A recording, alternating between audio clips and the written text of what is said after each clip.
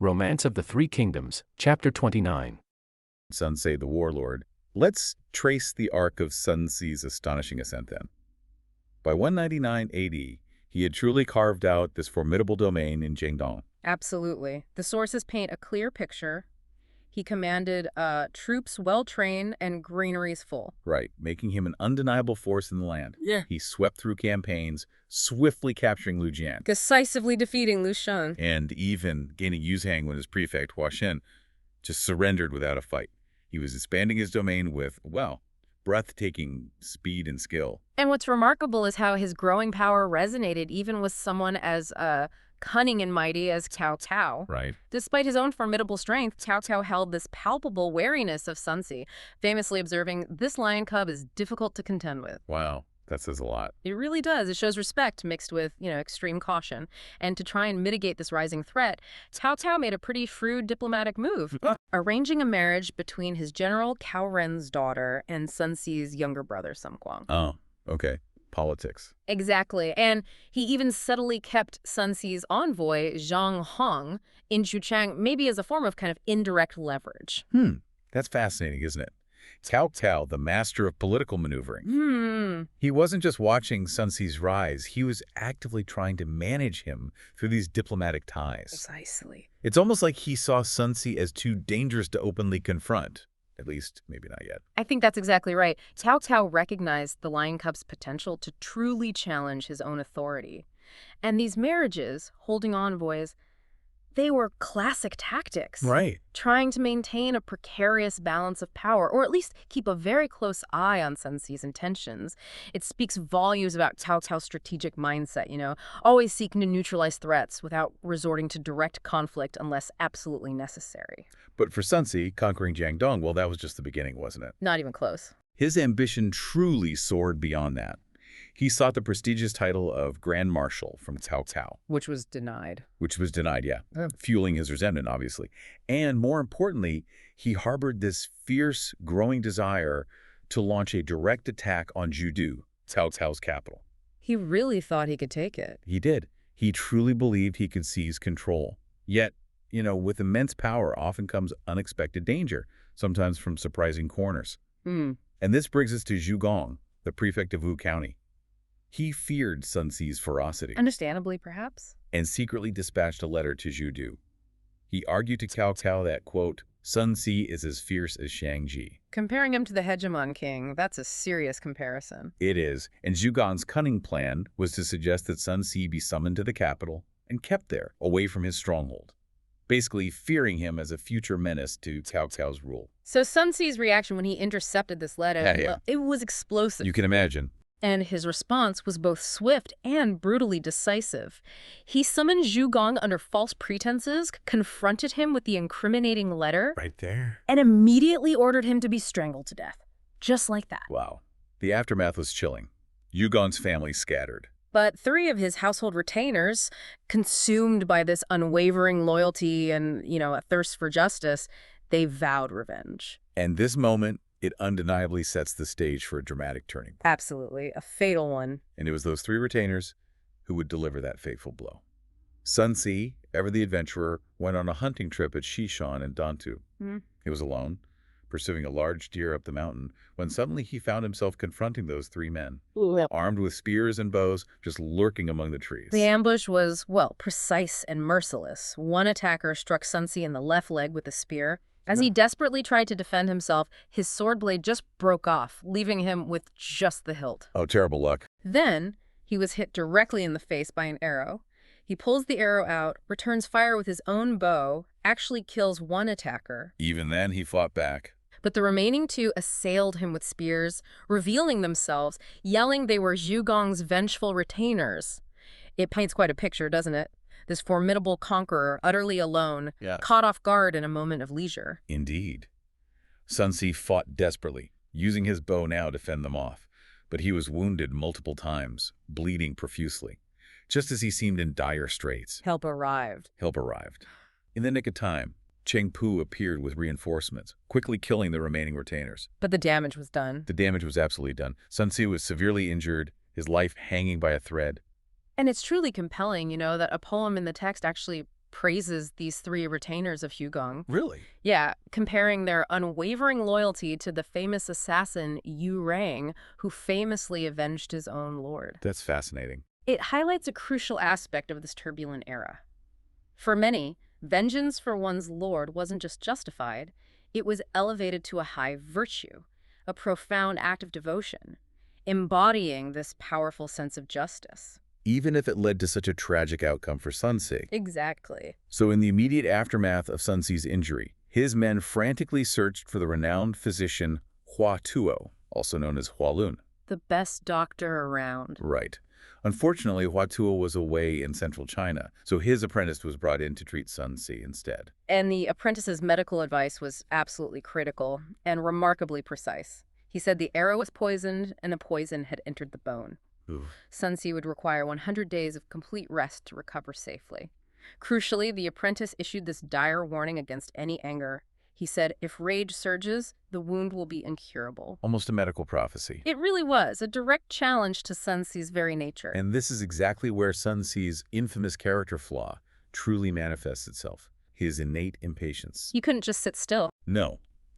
After only 20-odd days, an envoy from Zheng Hong, who was still in Xuchang, remember? Right, the envoy Cao Cao was keeping. That's the one. He returned. And Sun Ce, restless, eager, immediately demanded an update on affairs. And what the envoy revealed would be pivotal. He confirmed that Cao Cao was indeed quite fearful of Sun Ce's power. Okay. And most of his strategists held Sun Ce in high regard. But there was one significant exception. Guo Jia. Ah, Guo Jia, a brilliant strategist in his own right. Absolutely. And Guo Jia's assessment of Sun Ce was incredibly blunt and chillingly prophetic. He told Cao Cao that Sun Ce was, quote, light and unprepared, quick-tempered, lacking in strategy, mere brute courage. Ouch. He will one day die at the hands of a petty person. It's a remarkable insight into Sun Ce's character from an outside perspective. You can almost hear Sun Ce's explosive reaction to such a stinging insult. Oh, absolutely. How dare that common fellow judge me, he roared. I swear to take Xuchang. And just like that, in that instant, his rage clearly overrode his good sense. He immediately disregarded his medical advice. He insisted on planning a campaign. Despite the earnest pleas of his chief advisor, Zhang Zhao, who implored him to protect his body of 10,000 pieces of gold. His most valuable asset, his health, but nope. Rage won out. Just as Sun Ce was consumed by this new rage and his war plans, another envoy arrived, this time from Yuan Shao, named Chen Zhen. Yuan Shao, up north. Yep, with a surprising proposal to form an alliance against Cao Cao. Ah, interesting timing. Sun Ce was openly delighted. He saw this as perfect validation for his renewed, aggressive ambition against Cao Cao. So as Sun Ce hosted a celebratory banquet at the city tower for Chen Zhen, this curious scene unfolded below. I haven't. Generals and common people alike were seen whispering, then flocking down from the tower, their destination. Someone called Master Yu, a Taoist priest known to them as the Divine Immortal. A divine immortal. Apparently, his widespread popularity was immense. He was said to bestow magic water and cure 10,000 diseases with, quote, none failing to be cured. So a healer, a spiritual figure. Exactly. He wasn't just a healer, he represented a kind of spiritual authority that offered hope and solace in a chaotic world. He captivated the common people, embodying a different kind of power. But Sun Ce's reaction, I'm guessing, starkly contrasted with this reverence. Completely. He saw Yu Ji as nothing more than a sorcerer. A sorcerer. And immediately ordered his capture, even as his own officers warned him, don't disrespect such a revered figure. It's a moment that really reveals his character, doesn't it? His pragmatic military mind just clashing with something beyond his direct control or understanding. Absolutely. This final confrontation with Yu Ji is deeply symbolic, I think. Sun Ce, the conqueror who relies on brute force and military might, simply cannot comprehend or tolerate a spiritual power that commands such widespread devotion without the sword. Right. He sees it as, what? Ah. Threat. He views it as a challenge to his authority, Mm-hmm. a rival influence. And his inability to reconcile with or respect that spiritual force becomes another facet of his tragic flaw. It highlights his limited perspective, seeing all power only through this lens of dominance. And things ignite, like, immediately. Instantly, Sun Ce hears about him or sees him and just orders him seized. hauled right in front of him. No hesitation. And he doesn't mince words either. Straight up accuses Yuji of being a mad priest. Says he's what was the phrase, inciting or deceiving people? Shanhua Rayons is the original. Really potent. It means stirring up and confusing people's hearts or minds. Okay, so a serious charge. How does Yuji respond? Well, remarkably calmly, actually. He says, look, I'm a Taoist priest from Lengye Palace. Found this divine book, Taiping Kingly Now, like over 100 volumes of it, near a spring. A divine book, huh? Yeah, claims it had methods for healing. And he insists his only purpose is propagating heaven's teachings and saving 10,000 people. And crucially, he says he's never taken a single penny. But Sensei doesn't buy that for a second, does he? Not at all. He immediately jumps on that taking nothing part. Well, how do you eat? How do you get clothes? You know? Right, the practicality. And then he makes this huge leap. He directly compares Yuji to Zhang Jiao. Wow, okay. Zhang Jiao of the Yellow Turbans. That's not a casual comparison. That's linking him to a massive rebellion that almost destroyed the dynasty. Exactly. It shows you just how threatened Sun Ce feels. He sees Yuji not just as a charlatan, but as a potential source of major political instability. A future calamity, he calls him. And orders his execution. Just like that. On the spot. No trial, no further investigation. Just off with his head. Unbelievable. And you can imagine the reaction to that. Oh, absolutely. Immediate pushback. Sun Ce's own advisor, Zhang Zhao, steps up. He says, wait, Yuji's been here for decades. He's never caused trouble, never overstepped. Others chime in too. Yeah, other officials, this guy Chen Zhen, they all plead for him. They're basically saying this guy's been a fixture here, seemingly harmless, respected even. And then even Sun Ce's mother gets involved, Lady Wu. Right. Sends a message. Which, you know, in that society, a mother's word, especially hers, carries weight. She reminds Sun Ce, look, he's healed people. The soldiers respect him. The people revere him. Don't kill him. You'd think that would make him pause, at least consider it. But no. He's completely unmoved. Calls Yuji an evil sorcerer again. Says he bewitches the masses and must be eliminated. Oh, wow. He even tells his own mother basically not to listen to rumors, calls it outsiders' baseless talk. Yeah. Dismisses everyone. His resolve is just absolute. It's quite striking. And things get even more tense, right? He finds out about the jailers. Oh, yeah. He discovers that the jailers, probably out of respect or maybe even fear of Yuji's perceived powers, had taken his shackles off in prison. And Sun Ce's reaction? Furious. Punishes the jailers, orders Yuji immediately put back in heavy chains, and then you get this mass petition. Right. Dozens of officials, led by Zhang Zhao again. They literally bow down before Sun Ce, begging him, pleading with him, calling Yuji the divine priest. Spare him. How does Sun Ce handle that? A whole group of his top officials pleading like this? He doesn't budge. Instead, he gives them this kind of scathing lecture, calls them readers of books, implying they're naive, says they do not understand reason. Ouch. He uses a historical example too, doesn't he? He does. He brings up Zhang Jin, an inspector in Jiaozu, says this guy listened to evil cults, did all these rituals, got himself killed by enemies anyway. His point being, see, this kind of belief is useless, even dangerous.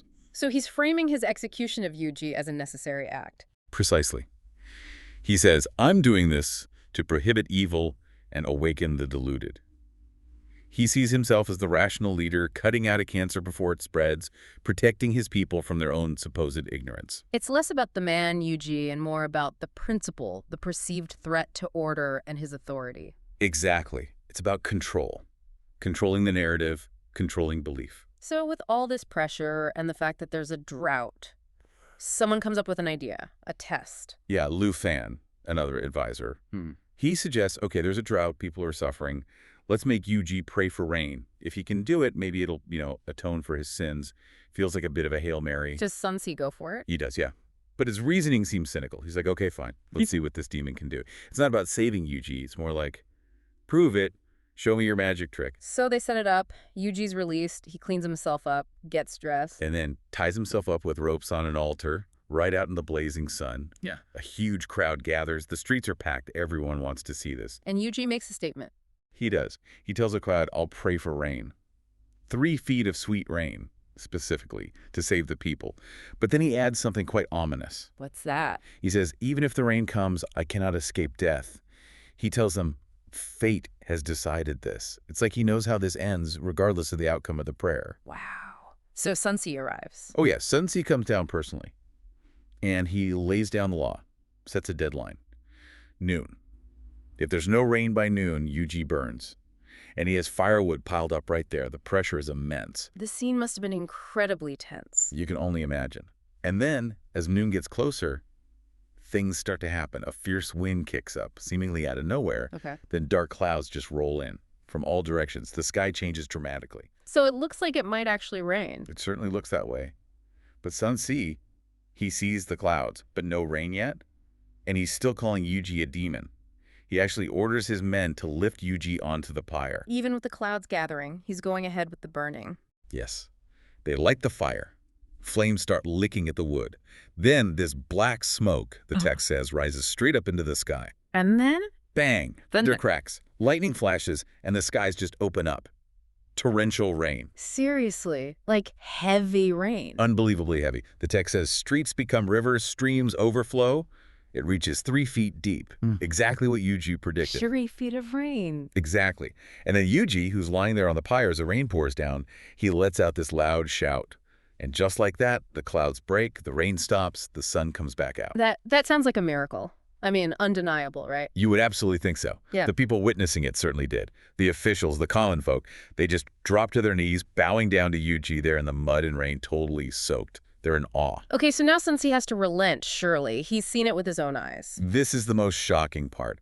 Seeing everyone bowing down to Yuji, this display of reverence, it doesn't convince Sun Ce. It enrages him. It enrages him. Wow. Because he sees it as a direct challenge to his authority. He shouts out something like, weather changes, rain happens, it's just nature. He accuses Yuji of just getting lucky, casually taking advantage of a timely weather shift. He's rationalizing it away. Completely. And he calls the crowd bewitched.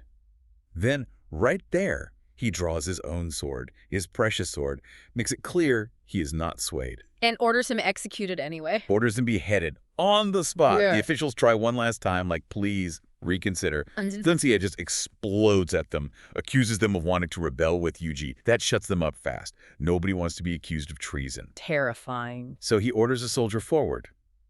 And the soldier beheads Yuji right there. Despite the miracle rain, despite everything. Despite everything. And the story adds this final sort of eerie detail.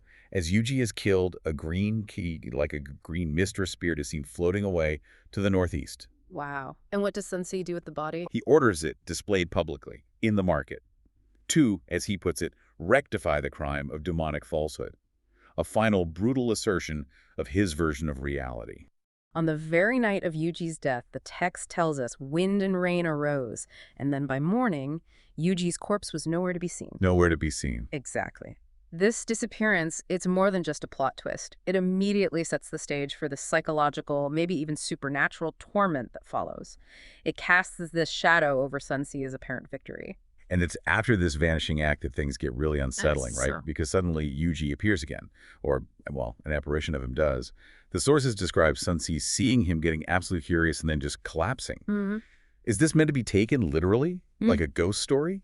Or is the romance maybe hinting at Sun Ce's mental state kind of crumbling under all the pressure? That's the core question, isn't it? That's the ambiguity the text really wants us to grapple with. His mother, Lady Wu, who's presented as quite wise and influential, she immediately interprets it as divine retribution. She tells him, "My son has wronged a divine immortal and thus invited this calamity," which really pushes that question. Physical illness from stress, or is his mind starting to unravel? But Sun Ce, ever the little hegemon, he just laughs it off. He's completely defiant. He actually boasts, saying he's killed people like flies since childhood and never faced any misfortune because of it. He dismisses Yuji as just a demon and genuinely seems to believe he's eliminating a great calamity by killing him. This absolute refusal to accept any divine consequence, it feels central to his struggle, almost like a fatal flaw. Yeah, it really does. And despite his disbelief, his mother, Lady Wu, she secretly orders good deeds to be done, perhaps hoping to appease whatever forces might be at play. But the apparitions just keep coming. The text says Yuji appears again and again. Like in Sun Ce's private chambers, there's a sudden gust of cold wind, the lamp flickers, and then bam, Yuji is standing right by his bed. Oh. And Sun Ce, in this rage, he even throws his sword at nothing at the apparition. This relentless haunting is clearly taking a massive toll, whether it's physical or purely mental. Yeah. And the torment doesn't stop there. It just keeps escalating. Pushes him right to the edge. He visits the Jade Purity Temple, maybe just trying to appease his mother, And the narrative describes this incredibly vivid scene. Incense smoke forms a canopy, and Yuji is sitting right there above it. Sun Ce spits, curses him out, then sees Yuji again at the temple door. He throws his sword again. But this time, and this is such a chilling, almost karmic twist, it strikes and kills one of his own soldiers, the very soldier who had helped execute Yuji earlier. It's just this profound breakdown of his control. It suggests his internal chaos is now spilling out, affecting people around him directly. It's a real insight into leadership under extreme pressure, isn't it? Absolutely. And if you connect that to the bigger picture, this relentless haunting, it underscores not just the escalating toll on Sun Ce himself, mentally and physically, but also how these perceived supernatural forces could potentially erode a leader's authority, maybe even his grip on reality. I mean, his attempt to destroy the temple, calling it a nest for demons, that only results in Yuji appearing in the flames. In the flames, intense. Right, and even when he tries to escape by camping outside the city, it's no good. Yuji is there too, which must suggest to his followers, this isn't just a personal struggle anymore. This looks like a divine curse on their leader. The toll on Sun Ce eventually becomes just undeniable. His own mother sees him and cries out, "My son has lost his form." Then he looks in a mirror, and who does he see? Yuji. Yeah. And this final apparition, it causes him to cry out, and then, chillingly, his old wound, the text implies it just bursts open. Yeah. He collapses. And it's at this moment he finally says it, "I cannot live again." Yeah, that's the moment, the critical moment of acceptance. And it leads straight into one of the most pivotal transitions in the entire Three Kingdoms story. Sun Ce, knowing his end is near, calls for his most trusted civil advisor, Zhang Zhao, and his younger brother, Sun Quan. Sun Quan being the one who would ultimately found the Kingdom of Wu. Yeah. He calls them to his bedside. And what happens next is just, it's really striking. This whole succession moment, especially how he assesses their strengths, it's amazing, isn't it? He gives the imperial seat a symbol of legitimacy to Sun Quan, and then delivers this truly remarkable assessment. He says something like, if you're leading the armies of Jiangdong, which is his power base in the southeast, making decisions between battle lines, contending with the world, you're not as good as I. But, he says, if you are employing the wise and capable, making them work their hardest to protect Jiangdong, I am not as good as you. Wow. Such honesty. Incredible self-awareness and strategic foresight, right? Especially from a man on his deathbed. What does that tell us about him? It speaks volumes. Volumes about his self-awareness, yes, but also his absolute priority for the future of his domain, even above his own ego. And this isn't just some vague handover. He gives clear, actionable guidance. Zhang Zhao for internal affairs. Crucially, Zhu Yu, his brilliant strategist, his closest friend for external military affairs, he actually laments that Zhu Yu isn't there right then to hear it directly. He also warns his other brothers, basically, don't get any ideas about disloyalty. And he asks his wife, the Qiao lady, known for her beauty and grace, to care for his mother and to pass his message on to Zhu Yu. It's this incredibly rapid, comprehensive plan for the future, all dictated in his final breaths. So at just 26 years old, the little hegemon passes away. The narrative even includes this poignant poem, praising him strategic, famous, leaving a great legacy, especially highlighting his trust in Zhu Yu. And immediately, Zhang Zhao steps up. He tells Sun Quan, who's grieving, basically, set aside your tears, focus on state affairs now. And here we get a glimpse of the man who will actually inherit and build on Sun Ce's vision, Sun Quan. He's described physically square face, big mouth, green eyes, and purple beard. Pretty striking imagery. Green eyes and purple beard. Yeah. Yeah. And there's even this callback to an earlier prophecy from a Han envoy, Lu Wan. Lu Wan had noted Sun Quan's remarkable appearance way back and predicted he would enjoy a long life, unlike his brothers. It's a crucial little detail hinting at the stability Sun Quan would eventually bring. Sun Quan is now in charge of Jiangdong. Talk about a baptism by fire. What was the immediate feeling? Must have been tense, right? Tense doesn't quite cover it. Uncertainty is probably the best word. The whole region was shaky. A leader dying suddenly, especially someone as, dynamic as Sun Ce, that could easily lead to chaos or, rivals seeing an opportunity. But right in the middle of that crisis, a really key figure comes back. Zio, a youth. He was rushing back from Baki. He'd heard Sun Ce was hurt. But by the time he gets to Wu County, his friend, his brother in arms, is already dead. Yeah. And his first act It's really profound. He just weeps right there, openly before Sun Tzu's coffin. Then he immediately goes to Wu Taifuren, Sun Quan's mother, and pledges his total loyalty. And crucially, he specifically brings up Sun Tzu's dying words, entrusting internal stuff to Zhang Zhao and the military strategy, basically, to Han Zuyu. That immediate, very public display of loyalty and reminding everyone of Sun Tzu's wishes, that really helped set a foundation for Sun Quan, gave him some breathing room. Okay, so Zuyu makes his crucial pledge. What's his first big strategic move then? Because he recommends someone immediately, right? Lu Su. Who was this guy? And why him at this exact moment? Lu Su, yes. His courtesy name was Zijing from Linwai Dongchuan. Oh. He was pretty extraordinary. Orphan young, but known for being incredibly devoted to his mother. And here's the thing that really makes him stand out. He was seriously wealthy. But almost paradoxically, he was even more generous, like unbelievably generous. There's this amazing story, right? When Zhu Yu was magistrate of Yukao, he was short on grain, needed supplies. He goes to Lu Su. Lu Su apparently had these 2 massive granaries, each holding 3,000 hues of rice. That's a lot of rice. Lu Su, just like that, points to one granary and says, take it. It's yours. The whole thing. 3,000 hues. The whole thing. Just gave it away. I mean, that amount could feed a small army for months. It shows incredible generosity, but also maybe foresight. Plus, he wasn't just rich. He was skilled, too. Swordsmanship, archery. A very unique figure. That kind of generosity is just, wow. It says a lot about his character, doesn't it, beyond just having money. So how did Zhu Yu convince him? I heard Lu Su was thinking about joining someone else, Zhang Bao. It really does speak volumes. Selflessness, maybe seeing the bigger picture. Zhao Yu's persuasion was, well, pretty masterful. He used this famous line basically saying, look, these days, it's not just rulers picking ministers. Ministers also get to pick their rulers. He really hammered home Sun Quan's growing reputation, that he genuinely valued talent, that he welcomed people. He argued Sun Quan was the right leader for someone of Lu Su's caliber. And it worked. Lu Su decided, okay, I'll go with Zhou Yu and meet this Sun Quan. And that leads to this famous late-night conversation that sounds almost legendary. They even shared a bed while talking strategy. What did Lu Su actually propose that night? It absolutely was legendary, a really pivotal moment. This is where Lu Su lays out his grand strategy. And it was audacious, totally forward-thinking. It wasn't about, the standard thing of let's restore the Han Dynasty or even let's go beat Cao Cao right now. No, Lu Su proposed what's called the trilateral division.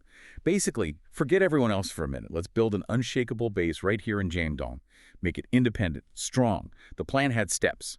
First, use the fact that Cao Cao's busy up north. Second, get rid of Guangzhou, a local rival. Third, take out Liu Biao, another warlord. Secure the whole Yangtze River region. And only then, once Jiangdong was totally secure, then Sun Quan should declare himself emperor and go for the whole tribe. Compete for control of the world. He even called it a Gaozu's enterprise, comparing it to the founding of the Han Dynasty itself. Wow. So here's Sun Quan, still probably reeling from his brother's death, facing this huge crisis, and Lu Su basically hands him this blueprint for an empire. How did he react? This is coming from someone he basically just met. Sun Quan's reaction was just immediate excitement and deep gratitude. The story goes he literally got up from the bed they were sharing just to thank Lu Su properly. And the very next day, he showered Lu Su with gifts. Not just official stuff, but personal things too, like clothing and curtains for Lu Su's mother. A really personal touch. It showed how much he valued not just the plan, but the man. He saw the genius in it right away. It shows impressive open-mindedness for a young leader, doesn't it? Definitely. But Lu Su wasn't done giving advice, was he? He then brings in another important figure, Zhuge Jin. What was his story? And did his advice align with Lu Su's grand vision? No, Lu Su keeps going. He recommends Zhuge Jin. His courtesy name was Ziyu from Langya Nanyang, also known for being smart, talented, and very filial like Lu Su. Oh. But Zhuge Jin's advice was noticeably different, more pragmatic maybe. He told Sun Quan, look, directly fighting Yuan Shao right now, bad idea. It's much better to sort of play along with Cao Cao for now, keep him happy, then figure out your power play later. It was very much about immediate survival, tactical positioning. Okay, that's interesting. So you've got Lu Su's huge long-term plan for empire, and then Zhuge Jin saying, hang on, let's deal with the immediate threat first. How did Sun Quan handle that? Why follow the more cautious advice? It's a fascinating contrast, isn't it? Long-term ambition versus short-term survival. Lu Su's plan was about winning the world eventually, but Zhuge Jin focused on not getting crushed today. And Sun Quan, he listened to Zhuge Jin. He immediately cut ties with Yuan Shao, sent his envoy Chen Zhen back with a letter. This really shows Sun Quan's flexibility, his willingness to take different kinds of advice, even advice that seemed contradictory. He understood, okay, grand strategy is great, but first, I need to survive the next few months. He could pivot. That's smart leadership. Right. So while all this is happening in Jiangdong, what's going on up north? With Cao Cao, the main power player, you'd think he'd jump on this, right? Sun Xi's gone, Jiangdong vulnerable. That was absolutely the expectation. And it was Cao Cao's first thought, okay, opportunity. Let's hit Jiangnan now while they're weak. But then, one of his officials, Zhang Hong, a supervising secretary, so pretty important in the administration, he steps in. Zhang Hong argues against it. He says, look, attacking someone while they're in mourning, it's just not right. It's not a righteous move. Plus, he points out, what if it fails? You could turn someone who might be neutral or even friendly later into a sworn enemy. Instead, he suggests, why not treat Sun Quan well, play the long game? And Cao Cao? He actually listened. That seems surprising for someone like Cao Cao. What did that mean for Sun Quan? It is surprising, but yeah, he listened. And it was huge for Sun Quan. Cao Cao acted on Zhang Hong's advice. He officially appointed Sun Quan as general and also prefect of Kuaiji. And he sent Zhang Hong himself, the guy who gave the advice, down to Jiangdong with the official seal and appointment. This wasn't just a title, it was massive legitimization. Suddenly, Sun Quan wasn't just the grieving younger brother trying to hold things together. He was a recognized leader, endorsed in a way by the most powerful man in the land. Psychologically, that's a huge win. So it wasn't just external recognition, it helped him internally too. Absolutely. A double win. Sun Quan was naturally delighted, and Zhang Hong, who was already well respected, he returns to Wu, and Sun Quan immediately puts him in charge of government affairs alongside the veteran Zhang Zhao. So bam. External recognition and a major boost to his internal administration. It really strengthened his position all around. It's kind of like that saying, keep your friends close. Sun Quan was mastering that early on. And the connections keep coming. Zhang Hong then brings in another guy, Gu Yang. Who was he? Yep, the network effect. Gu Yang, courtesy name Yuantan. He was actually a student of the famous scholar Cai Yong. Quite a different character, apparently. Quiet, didn't drink alcohol, but known for being really rigorous, very upright. Sun Quan appoints him as chancellor, basically acting prefect. This signals, a deeper layer of civil administration being put in place. With Zhang Zhao, Zhang Hong, and now Gu Yang, Sun Quan's building a really solid team, fast. Okay, so things are looking up for Sun Quan. Authority seems solidifying in Jiangdong. He's got popular sport building, a strong admin team. But what about the bigger picture? How did Yuan Shao take the news? Especially Sun Quan aligning with Cao Cao. Ah, yes, the ripple effect. Yeah. This is where Sun Quan's consolidation directly impacts the bigger war. When Chen Zhen gets back to Yuan Shao and tells him, yeah, Sun Quan's taken over, and he's made nice with Cao Cao, Yuan Shao was furious, absolutely enraged. He saw it as a betrayal, or at least, the South stabilizing under Cao Cao's influence, which was bad news for him. And that rage, it leads him to mobilize. He raises this huge army, the text says, over 700,000 troops. And the target, Yucheng, again. So yeah, Sun Quan finds some stability, but the result is the conflict just flares up even hotter in the north.